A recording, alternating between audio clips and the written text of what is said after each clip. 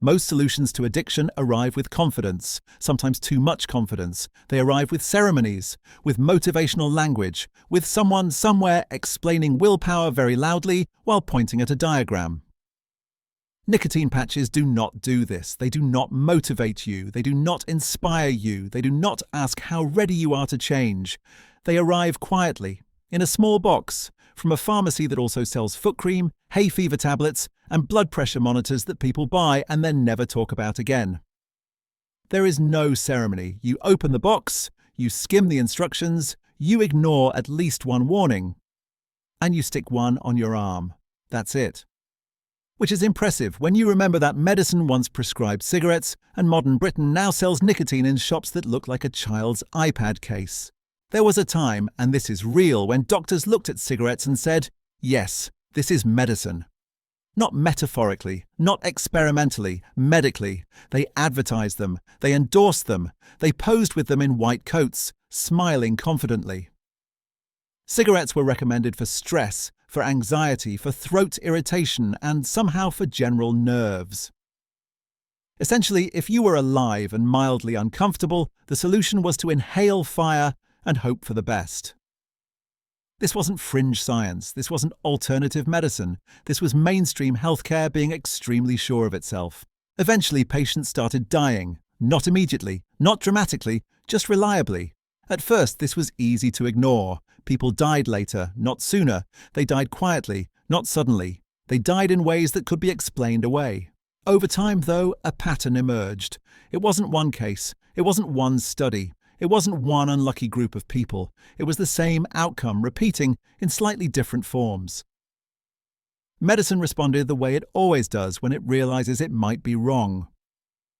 Quietly. There were no announcements, no apologies, no formal admissions of error. Cigarettes were reclassified from helpful to possibly concerning to let's stop mentioning this. The language softened as the confidence retreated. Medical posters disappeared. Adverts vanished. White coats were carefully removed from the conversation. Everyone agreed to move on.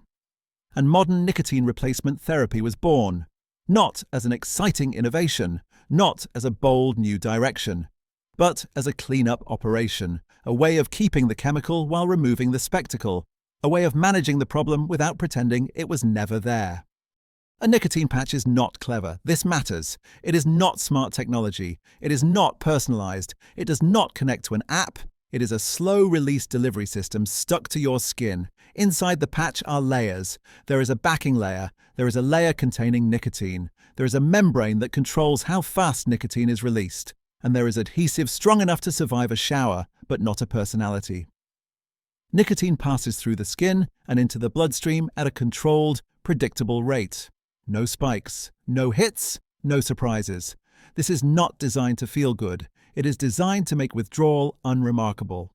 When you smoke, nicotine hits your brain in seconds. Not minutes, not gradually. Seconds. Dopamine spikes, says. The brain applauds. The habit is reinforced. This is not subtle. From the brain's point of view, this is excellent service. You wanted relief. You got it immediately. 5 stars. The brain likes excitement. It likes immediacy. It likes reward. It especially likes reward that arrives before you have time to think about it. Smoking does all of this efficiently. It teaches the brain a very clear lesson. Do this again. With patches, nicotine arrives slowly, so slowly that it feels suspicious. There is no hit, no rush, no sense that anything important has happened. So slowly that the brain does not clap, it does not cheer, it does not stand up and applaud the effort, it simply acknowledges. This is nicotine arriving by appointment instead of bursting through the door. There is no reward moment, no punctuation mark, no emotional highlight. Nothing in the brain lights up and says, yes, that was worth it. Your brain gets enough nicotine to stop complaining, but not enough to feel special. This is deeply unsatisfying, and it is deeply offensive to an addiction. Addiction does not want maintenance. It wants celebration. The patch offers stability. The brain wanted fireworks, and the disappointment you feel is not failure. It is the system working exactly as intended. People often say, I tried the patch, I felt nothing. Yes, that is the review. Cigarettes announce themselves. Vapes glow, buzz, and taste like dessert. Patches feel like they are doing nothing because they are designed to feel like nothing. If you are waiting for the patch to kick in, you have misunderstood what it is trying to do. It is not there to impress you, it is there to outlast you. Humans did not enjoy this approach. They did not respond well to stability. They did not feel reassured by calm. They did not appreciate something quietly working in the background. They asked a reasonable question. Where's the fun? This is an important moment because it explains almost everything that follows. So we invented vaping, not as a medical breakthrough, not as a public health triumph, but as a compromise. Nicotine but colourful, nicotine but flavoured, nicotine but backlit, nicotine but with vibes. Vaping did not remove addiction, it redecorated it. The chemical stayed exactly the same. The dependency stayed exactly the same. Only the presentation changed. Suddenly nicotine had branding, nicotine had flavours, nicotine had names that sounded like soft drinks. Nicotine had product launches. It no longer looked like a problem. It looked like a hobby. You didn't have an addiction, you had a device. You didn't need nicotine, you had preferences. The dependency stayed, the harm stayed. The only thing that improved was the aesthetic. And aesthetics, unfortunately, are very persuasive. Walk into a UK vape shop. Really look. Do not rush. Do not excuse it yet. Just observe. Notice the lighting. Notice the fonts. Notice the colours. Everything glows. Nothing is subtle. Nothing is calm. Nothing whispers medical product. Nothing about the space says, this is a regulated nicotine delivery system.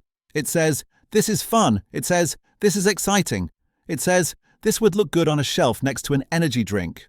Officially, it is for adults. Legally, it is for adults. But aesthetically, it is aimed at someone who still thinks blue raspberry is a personality trait and neon is a lifestyle choice. The shops glow like gaming peripherals. The packaging pops like cereal boxes. The flavours sound like soft drinks that were rejected for being too subtle. Nothing is named nicotine. Everything is named like a reward. And then everyone involved acts confused when teenagers notice. As if children have famously ignored bright colours, sweet flavours and things that light up. As if this was unpredictable, as if this wasn't the most obvious outcome of designing addiction to look like entertainment. Vapes feel effective because they do everything addiction likes. They arrive quickly, they taste pleasant, they give feedback, they feel modern, they do not flatten the problem, they decorate it, they turn dependency into an experience. Do none of this. They do not glow. They do not taste like fruit. They do not come in exciting colours. They do not have a fan base. They do not ask for loyalty. They do not encourage discussion. They do not arrive with opinions attached. They feel boring, which addiction hates, because addiction thrives on stimulation. It feeds on novelty. It enjoys attention. The patch offers none of that. It does not negotiate. It does not entertain. It does not reward engagement. It simply sits there doing its job. And that refusal to participate in the performance of addiction is not a flaw. It is the entire strategy. Nicotine patches do have side effects, just not exciting ones. They do not wreck your lungs. They do not stain your teeth. They give you oddly vivid dreams. Not nightmares, just dreams with unnecessary detail. You may dream about work, but it is wrong somehow. You may dream that you are late for something that does not exist. You may dream that you have had an important conversation you cannot remember. This is nicotine entering the brain politely instead of arriving like a flashbang. There is also a more visible side effect. If you see someone wearing a nicotine patch, they will often be smacking their arm, not because they are trying to get more nicotine, not because it has stopped working, but because the patch is itchy. Very itchy, so itchy that at some point the arm becomes an enemy. This is not addiction, this is just adhesive, which feels like a fair trade, all things considered. The most embarrassing thing about nicotine patches is how uneventful success feels. There is no final cigarette, no ceremony, no victory speech. There is no moment where anyone applauds. No sense that something important has just ended. Nothing is marked. You do not feel cured. You do not feel transformed. You do not feel proud in a way that's easy to explain. You forget to put one on. At first, this feels like a mistake, something you'll correct later, then you forget to buy more. This also feels temporary. You assume you'll deal with it, and then gradually you forget that this was ever a problem at all. Not because it was dramatic, but because it stopped asking for attention. There is no story to tell people, no lesson to summarize. The worst thing that happened was a few extremely detailed dreams about nothing in particular, which, considering the alternatives, is a strangely respectable outcome. Nicotine patches represent progress at its most boring. Not flashy progress, not exciting progress, administrative progress, less confidence, less colour, more evidence. They do not look impressive. No one gathers around to admire them. No one asks which one you're using. No one posts about them online. They do not feel like a solution. They feel like paperwork. But neither do seatbelts. No one celebrates a seatbelt. No one calls a seatbelt innovative. No one reviews a seatbelt on social media, and yet quietly it does its job every day. Nicotine patches work the same way.